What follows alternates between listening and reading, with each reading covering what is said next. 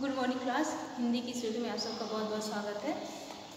बच्चों, आज हम सब पाठ 16 के अभ्यास प्रश्नों को कर रहे हैं और हम लोगों ने अपनी पिछली वीडियो में पाठ 16 कविता से प्रश्न 1, 2, 3 और 3 तक कर लिया था और आज हम लोग प्रश्न 4 लिखेंगे। ठीक है, तो आप लोग अपनी कॉपी पेन निकाल लीजिए और मेरे साथ प्रश्न उत्तर को लिखिए। प्रश्न हमारा चौथा है कि मीरा को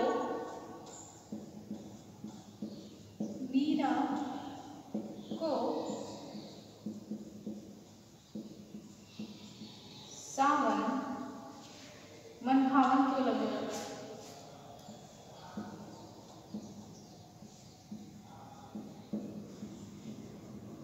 मनभावन क्यों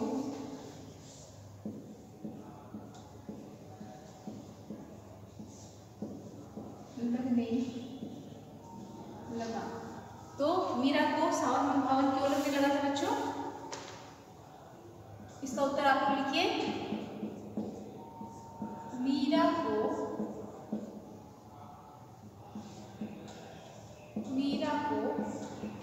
सावन मनभावन इसलिए लगने लगा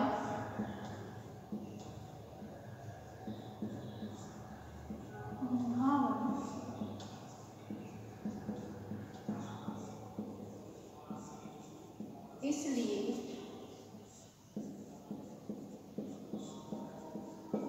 लगने लगा। किस लिए लगने लगा था? क्योंकि सावन के महीने में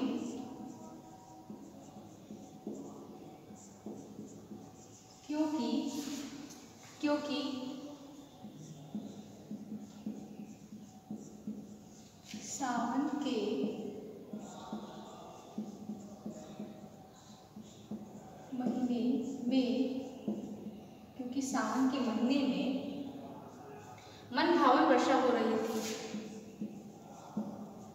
मनभावन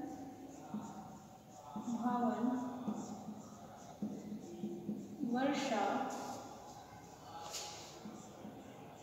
हो रही थी। ठीक, और क्या हो रहे थे? मनभावन वर्षा हो रही थी नहीं करेंगे, यहाँ पे है लिखेंगे। बाल उमड़ घुमड़ कर 4 दिशाओं में फैल जाते हैं।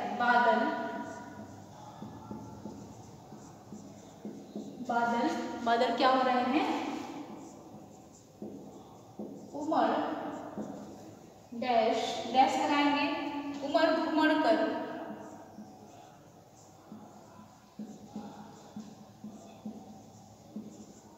उमड़ घुमड़ कर 4 दिशाओं में फैल जाते हैं।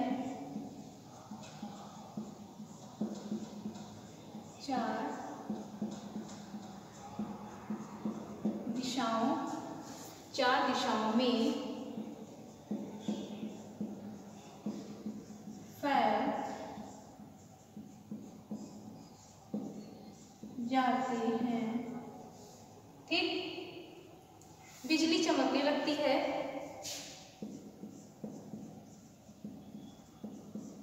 बिजली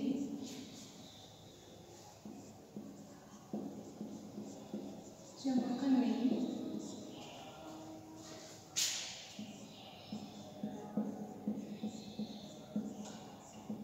लगती है।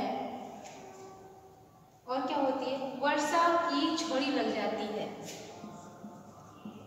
वर्षा की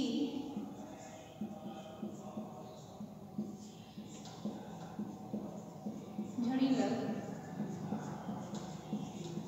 जाती है, यानी तेज वर्षा होती है, लगातार होती जाती है। वर्षा की नन्ही नन्ही बूंदें गिरने लगती हैं।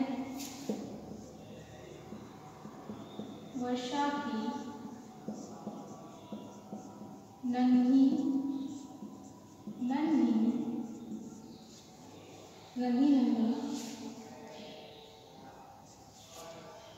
बूंदें गिरने लगती हैं।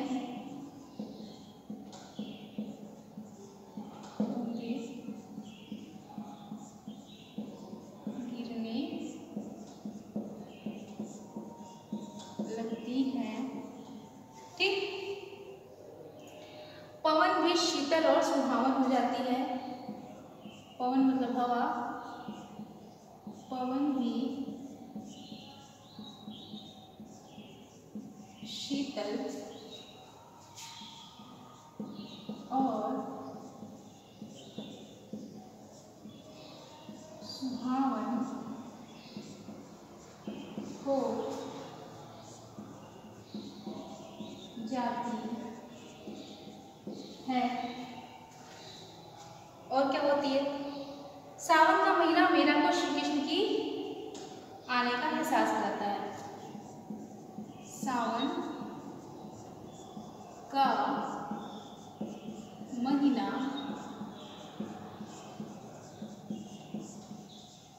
श्री कृष्ण के, सावन का महीना श्री कृष्ण के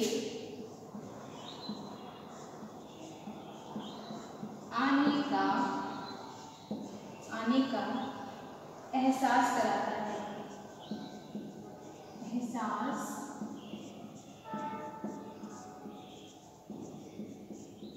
कराता है। ठीक, इसके बाद हमारा अगला प्रश्न है बच्चों कि इसको आप लोगों ने कॉपी में नोट डाउन करिए। इसके बाद हमारा अगला प्रश्न है बच्चों, प्रश्न 5वां।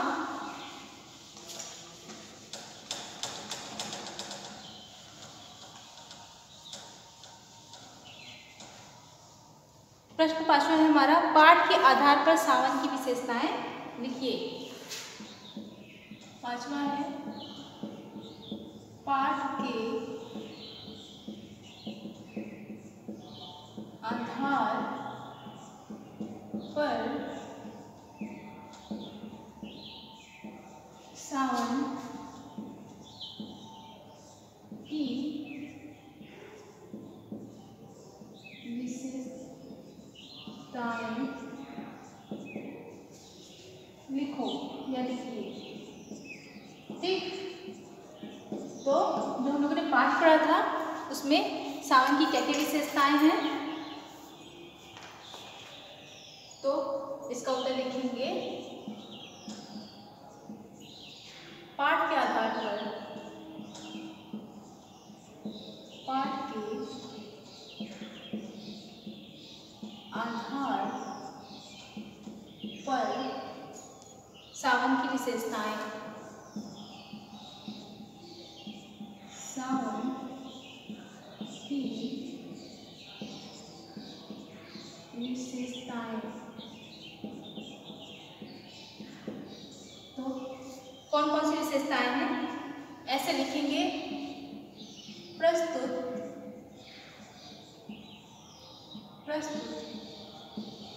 पद में, जो पद दिया गया है प्रस्तुत पद में सावन का बड़ा ही मनोहारी वर्णन किया गया है। सावन का बड़ा ही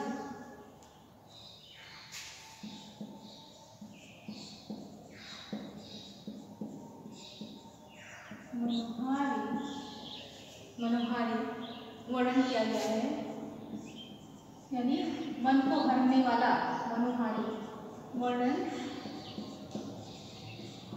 किया गया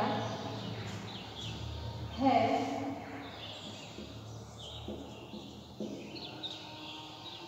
सावन के महीने में मनभावन वर्षा हो रही है। क्या क्या बोला गया है?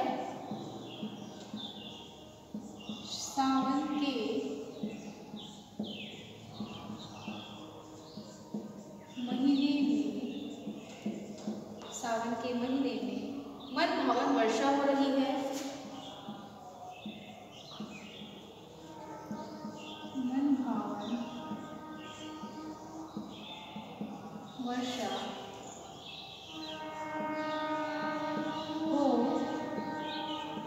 रही है।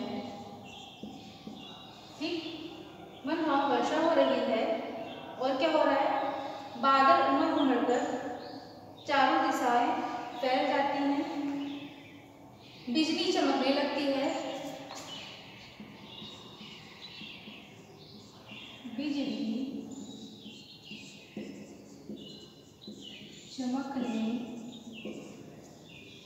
है बच्चों, बिजली चमकने लगती हैं। और क्या हो रहा है, सामान की विशेषताएं में आप और क्या लिखेंगे, बादल उमड़ घुमड़ कर चारों दिशाओं में फैल जाते हैं। बादल उमड़ घुमड़ कर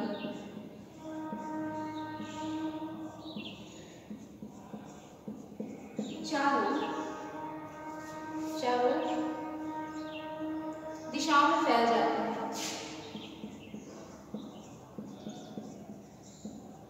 दिशाओं में फैल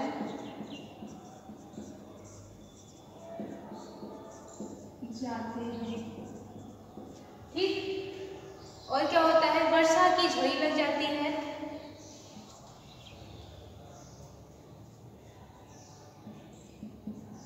वर्षा की झड़ी लग जाती है। वर्षा की नन्ही नन्ही बूंदें गिरने लगती हैं। पवन भी शीतल और सुहानी हो जाती है।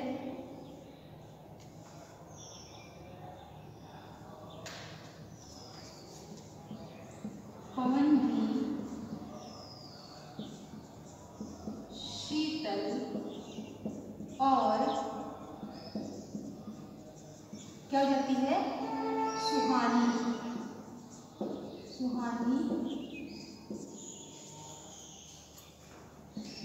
हो जाती है। ठीक है, तो इसके बाद हमारा अगला प्रश्न है बच्चों, इसको नोट डाउन करिए, स्क्रीनशॉट ले लीजिए इसका। अब हम लोग अगला प्रश्न करेंगे।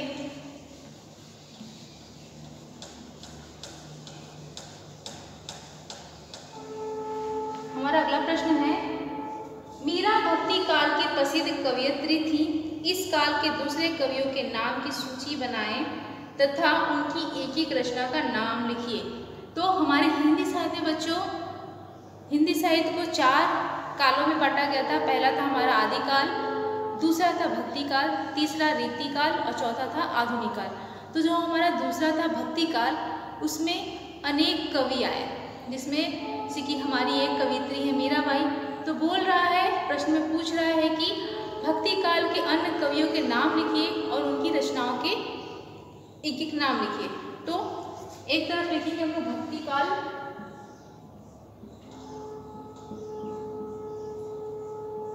भक्ति काल, ठीक, और एक तरफ लिखेंगे कवि, भक्ति काल, यहाँ कवि लिखेंगे, भक्ति काल के कवि, और एक तरफ लिखेंगे रचना। ठीक, तो सबसे पहले भक्ति काल में कवि आए थे हमारे कबीरदास। ठीक, और उनकी रचना का नाम है बीजक। और दूसरे लिखेंगे सूरदास। सूरदास की रचना का क्या नाम है, सूर सागर। और भी इनकी रचना के बारे में हम लोग लिख सकते हैं, सूर सारावली। ठीक, और कौन से कवि हमारे, तुलसीदास।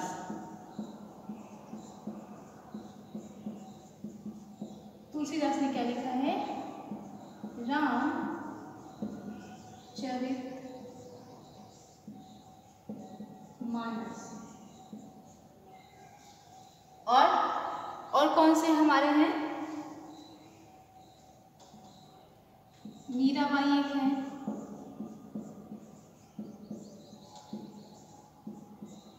मीराबाई ने क्या लिखा है, नरसी का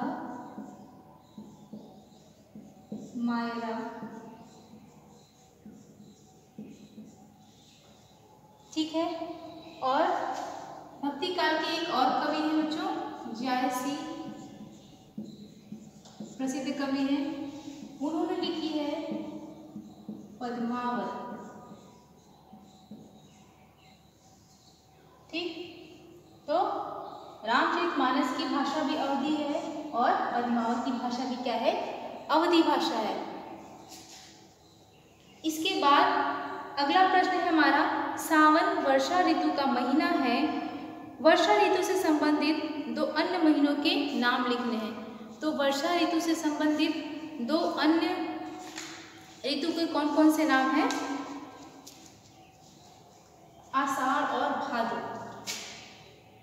इसको आप लोग अपनी कॉपी में लिखेंगे, आषाढ़ और भादो, ये ऐसे ऋतु हैं जो कि वर्षा ऋतु से क्या है, संबंधित है। तो पूछा है दो ऐसे महीनों के नाम लिखिए जो वर्षा ऋतु से संबंधित है। अब हमारा प्रश्न आता है बच्चों, अनुमान और कल्पना। सुबह जगने के समय आपको क्या अच्छा लगता है? तो आपको इस पे अपने अनुमान लगाने हैं और कल्पना करनी है कि सुबह आप उठते हैं तो आपको कैसा लगता है। तो इसको कैसे लिखेंगे? इसको लिखेंगे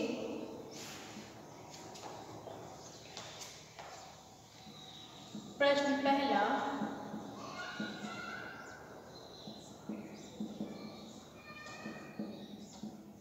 सुबह जागने के समय, जागने के समय पूछ रहा है, जागने के समय आपको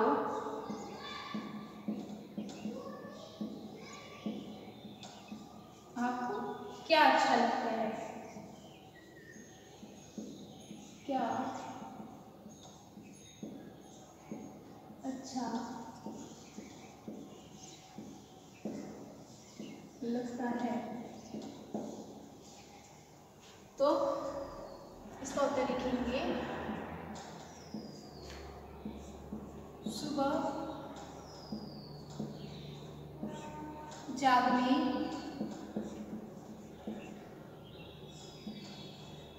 के समय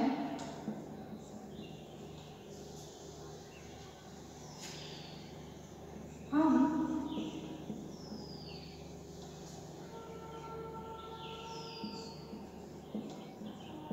ताजा और अच्छा क्या करते हैं, ताजा और अच्छा महसूस करते हैं, महसूस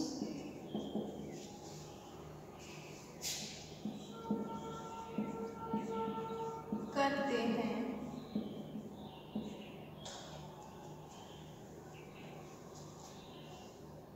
हमें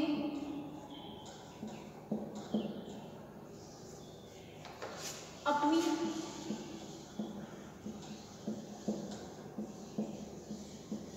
पूरी दिनचर्या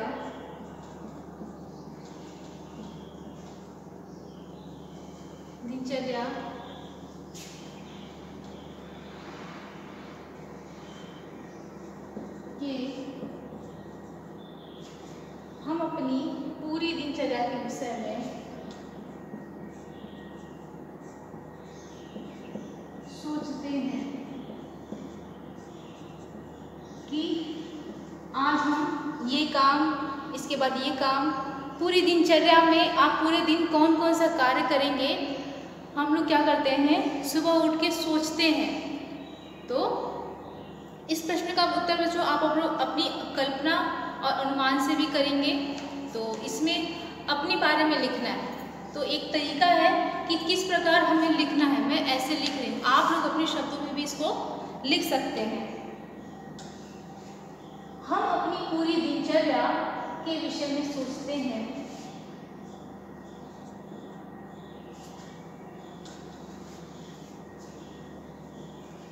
और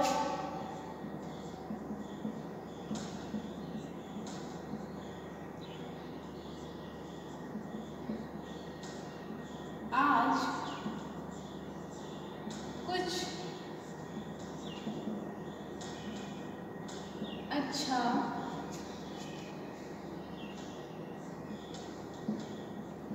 कार्य करने की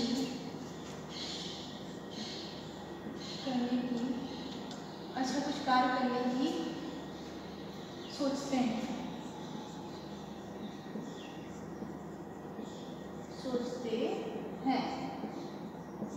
इसको आप और बड़ा करके लिख सकते हैं अपने शब्दों में कि सुबह जागने के समय आपको क्या अच्छा लगता है।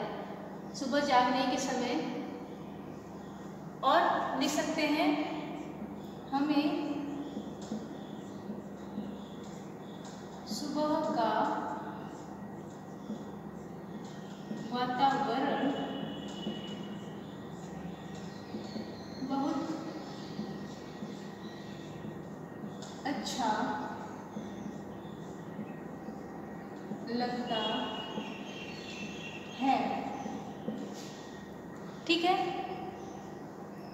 तो इसके बाद के जो प्रश्न है बच्चों, यदि आपको अपने छोटे भाई बहन को जगाना पड़े तो कैसे जगाएंगे? इस प्रश्न का उत्तर आप अपने शब्दों में लिखेंगे।